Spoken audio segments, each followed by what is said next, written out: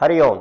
विवाह किस दिशा में होगा, विवाह की मध्यस्थता कौन करेगा और वैवाहिक जीवन कैसा रहेगा, हमारे जीवन संगीतनी या हमारे जीवन पार्टनर कैसे होंगे, इन सब विषय पे आज चर्चा करेंगे। लग्न कुंडली के सप्तम भाव को देखिए। लग्न कुंडली का 7वां भाव विवाह के बारे में बताता है। लग्न हमारे पर्सनालिटी को बताता है, व्यक्ति के पर्सनालिटी को बताता है, व्यक्ति किस प्रकार के पर्सनालिटी का होगा। और सप्तम भाव जो होता है वह उसके पार्टनर्स के पर्सनालिटी को बताता है कि पार्टनर किस पर्सनालिटी की होगी। तो सप्तम भाव से देखा जाता है। सप्तम भाव में सौम्य ग्रह बैठे हैं, चंद्रमा बैठी हैं, तो पत्नी चंचल स्वभाव की होगी। चंद्रमा चलायमान होती है, एक जगह टिकने वाली नहीं होगी, वो इधर उधर भटकने वाली होगी, हंसमुख स्वभाव की होगी। सप्तम भाव में बुध बैठा है, बुध एक सौम्य ग्रह है। बुध का स्वभाव क्या है? हंसी मजाक पसंद करना, आमोद प्रमोद, हंसी मजाक करने वाली होगी। सप्तम भाव में शुक्र हो, शुक्र सौंदर्य सुंदरता ब्यूटी का कारक ग्रह कहा गया है। सप्तम में शुक्र है तो पत्नी बहुत सुंदर होगी देखने में। यहाँ पर चेहरे की ही सुंदरता न लिया जाए, उनके स्वभाव को भी देखा जाए, उनका स्वभाव किस प्रकार से होगा यह हम लग्न कुंडली के सप्तम भाव से देखेंगे। कलर देखना हो तो नवांश कुंडली के सप्तम भाव में जाके देखना है। नवांश कुंडली का सप्तम भाव पार्टनर्स के कलर को बताएगा और सप्तम भाव नवांश कुंडली के 7th हाउस पत्नी के रंग को बताएगा। सप्तम भाव में लग्न कुंडली के 7वें भाव में यदि गुरु बैठा हो, गुरु सुंदरता का गुरु भी गौण वर्ण के हैं, तो उनके कलर जो है सफ़ेद होगा, वाइट कलर की वाइफ होगी। वो नवांश कुंडली में अगर उस ग्रह के इन्फ्लुएंस मिल रहे हैं तो उस प्रकार से वहाँ देखने को मिलेगी। लेकिन गुरु एक सौम्य ग्रह है तो उनके स्वभाव में सौम्यता होगी। पार्टनर जो होगा सज्जन स्वभाव के होंगे या पत्नी जो होगी सज्जन स्वभाव की होगी। वहीं पे मंगल है, मंगल एक क्रूर ग्रह है, एग्रेसिव अग्नि तत्व का ग्रह है, तो उनके अंदर थोड़ा गुस्से से बात करने वाली, अपने बातों को बलपूर्वक रखने वाली, लड़ाकू टाइप की, झगड़ालू टाइप की पत्नी मिलती है। सप्तम भाव में राहु बैठा हो, राहु जो है भ्रम का कारक है, भ्रम फैलाता है। ऐसे स्त्रियां, ऐसे पार्टनर्स अपने पार्टनर्स को लेकर, अपने जीवन संगीतनी या जीवन साथी को लेकर के हर समय शक के दायरे में रहती हैं। वो खुद शक करती है अपने पार्टनर को, जिसके वजह से इसीलिए राहु को सप्तम भाव में अच्छा नहीं माना गया है। यह विवाह टूटने का भी कारक बन जाता है। इसलिए राहु जैसे ग्रह सप्तम भाव में बैठ करके पार्टनर के बीच में विवाद उत्पन्न करता है।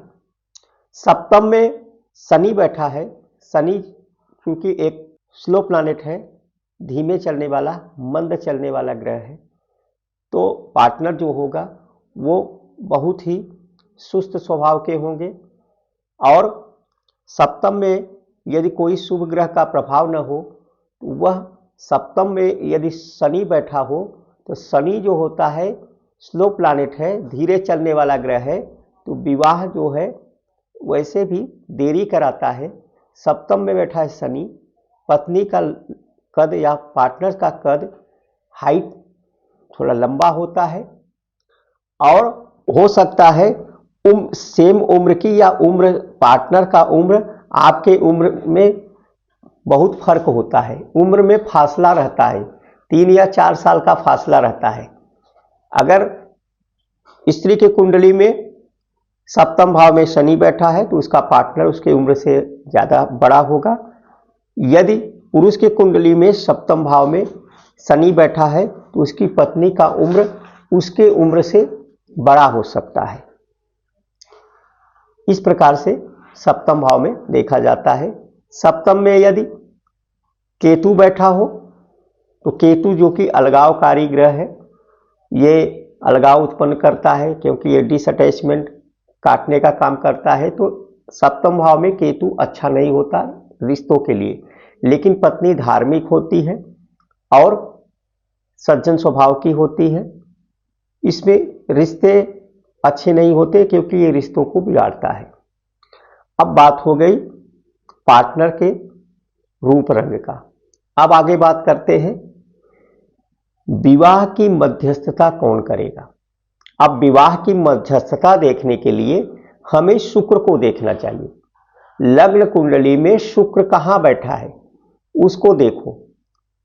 मान लो लग्न कुंडली में शुक्र आपका तुला राशि में बैठा है। तुला राशि में बैठा है तो तुला राशि के 7वां भाव देखिए, 7वां हाउस। तुला राशि से गिनते मतलब शुक्र से गिनते हुए जाइए, उसकी 7वीं राशि कौन पड़ती है, वहां से गिनते हुए गए 7वीं राशि पड़ती है मेष। मेष मंगल की राशि है। तो मंगल कौन है, मंगल किसको रिप्रेजेंट करता है, मंगल भाइयों को रिप्रेजेंट करता है। आपका जो रिलेशनशिप किसके माध्यम से होगा, कोई आपके रिलेटिव भाई जैसे लगते होंगे, कोई आपका ब्लड रिलेटिव होगा, उसके माध्यम से आपका विवाह होगा। जो विवाह की मध्यस्थता करेगा वो मंगल से संबंधित होगा। मंगल से भाई का भी रिलेशन देखा जाता है। भाई अपना सगा भाई हो सकता है या और आपके रिलेशन में कजिन्स हो सकते हैं, मामा मौसी के लड़के हो सकते हैं। इस प्रकार के रिलेशन में कोई हो सकता है जो आपके विवाह की मध्यस्थता करेगा। दोनों पक्षों को, जो मीडिएटर का काम करते हैं, दोनों पक्षों को ले आते हैं, आमने सामने बैठाते हैं, उनकी सेरेमनी की तैयारी कराते हैं, वो सारी बातें जो करते हैं वो मध्यस्थता मंगल से हो सकता है। वो मंगल कोई भाई हो सकता है जो आपका शादी का बातचीत कराए, वो आपको मिलाएगा। क्योंकि कौन आपको पार्टनर से कौन मिलाएगा, वो मंगल मिलाएगा। मंगल की कृपा से आपका विवाह होगा। अब देखिए मेष, वहां से कौन सी राशि बनती है, राशि देखिए, राशि मेष बनता है। तो मेष कौन सी राशि है, चर राशि है। तीन प्रकार की राशियां होती हैं, चर राशि, स्थिर राशि, द्विस्वभाव राशि। तो चर राशि, चर का मतलब होता है मूवमेंट, प्लैनेट, तो चलायमान है। तो आपका विवाह चर माने दूरी पे होगा, बहुत दूर होगा। ये 100 किलोमीटर 150 किलोमीटर के बाहर जाकर के आपका विवाह होगा यदि चर राशि है। तो यदि आपका द्विस्वभाव राशि है तो 30 किलोमीटर 50 किलोमीटर के रेंज में जाकर के होगा। स्थिर राशि है तो आपके अपने शहर में 5 से 10 किलोमीटर, 3 किलोमीटर, 4 किलोमीटर के रेंज में, यानी कि 30 किलोमीटर के अंदर आपके शहर में हो सकता है, आपके कॉलोनी में हो सकता है। यदि वो स्थिर राशि है, स्थिर राशियां कौन कौन सी हैं, पहला शुरू करो यहां से, चर स्थिर द्विस्वभाव, चर स्थिर द्विस्वभाव, चर स्थिर द्विस्वभाव, चर स्थिर द्विस्वभाव। तो द्विस्वभाव राशि उसके यदि हो गए तो वो आपका पार्टनर होगा। यदि मान लो आपका सप्तम भाव तुला में बैठा है, शुक्र तुला में है, तो उसके 7वीं राशि बनता है मेष। मान लो वहां पे कोई ग्रह नहीं बैठा है। जब वहां पे कोई ग्रह न बैठा हो तो फिर मंगल को देखो, मंगल कहां बैठा है, जो 7वीं राशि है उसके स्वामी कहां बैठे हैं, उसका स्वामी मान लो सिंह राशि में बैठा है, 5 नंबर की राशि में बैठा है। तो सिंह को लो, तो वहां पर देखेंगे सूर्य, तो आपका जो है सूर्य विवाह कराएगा। तो सूर्य कौन है, सूर्य पिता तुल्य है, चाचा हो सकते हैं, बड़े पिताजी हो सकते हैं, ताऊ जी हो सकते हैं, सूर्य। तो इनके माध्यम से आपकी मध्यस्थता होगी। आपके जो है फादर से जनरेटेड जो होंगे, चाचा होंगे, अंकल होंगे, बड़े पिताजी होंगे या पिता के करीबी होंगे, फूफा वगैरह होंगे, ये सब रिलेशनशिप आपको कराएंगे। वहां पे राहु बैठा है तो राहु के लिए नाना पक्ष को लिया जाता है। राहु के लिए नाना पक्ष को लिया जाता है। केतु बैठा है, केतु के लिए फादर के पक्ष को लिया जाता है, फादर का कोई रिलेटिव होगा, पुराने रिलेटिव। शनि बैठा है, कोई आपका पुराना रिलेटिव होंगे, कोई वृद्ध होंगे, आपके दादा हो सकते हैं, आपके जो है पिताजी के बहनोई हो सकते हैं। इस प्रकार से उनको देखना है। कोई वृद्ध आपका रिलेशनशिप कराएगा।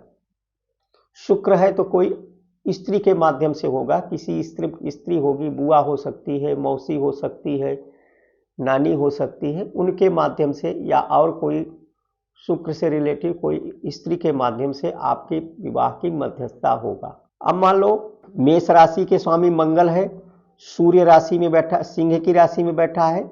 सिंह राशि कौन सा है, उसके स्वभाव को उसका देखेंगे कौन सी राशि है।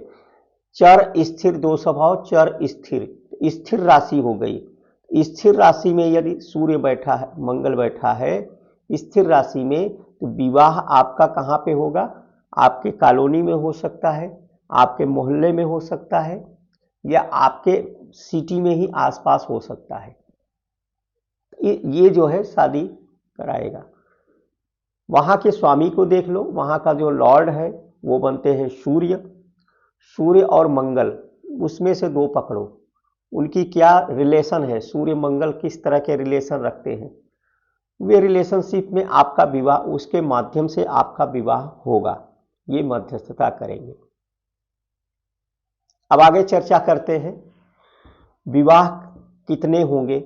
बहुत सारे लोग हैं, 2 विवाह, हमारे मुस्लिम समाज में 3 विवाह 4 विवाह भी करते हैं। तो विवाह को देखने के लिए अभी तो कानून इस पे इंस्ट्रक्शन लगा दिया है, तो विवाह जो है 2 विवाह 3 विवाह देखने में बहुत कम ही आता है। लेकिन मान लो यदि आपको विदेशी लोगों का कुंडली देखना हो, बाहर जा कर के आप कुंडली देख रहे हैं, उनका कुंडली आ गया, तो किस प्रकार से आप विवाह का विश्लेषण करेंगे। तो विवाह देखने के लिए लग्न कुंडली को नहीं देखना है, नवांश कुंडली को देखना है। नवांश कुंडली का, D9 कुंडली का, D9 कुंडली के 7वें भाव को देखो। नवांश कुंडली का 7वें भाव से पहला विवाह होता है, फर्स्ट मैरिज। नवांश कुंडली के 9th हाउस से दूसरा विवाह देखा जाता है। अब इस पे प्रश्न करेंगे कि लग्न कुंडली के से क्यों नहीं देख रहे हैं विवाह। नवांश कुंडली जो होता है वो आपके पार्टनर्स को बताता है। 9th हाउस जो होता है, लग्न का 9th हाउस, वो आपका फादर है, वो आपका पत्नी नहीं है। उसके लिए नवांश कुंडली को देखना है। नवांश कुंडली का 9th हाउस जो होता है वो सेकेंड वाइफ होती है। नवांश कुंडली के 3 भाव आगे चले जाओ। नवांश कुंडली के 11th हाउस से तीसरी बीवी देखी जाती है। नवांश कुंडली के लग्न से चौथी पत्नी देखी जाती है। इस प्रकार से 3 घर आगे चले जाओगे तो उस प्रकार से पत्नी का विचार किया जाता है।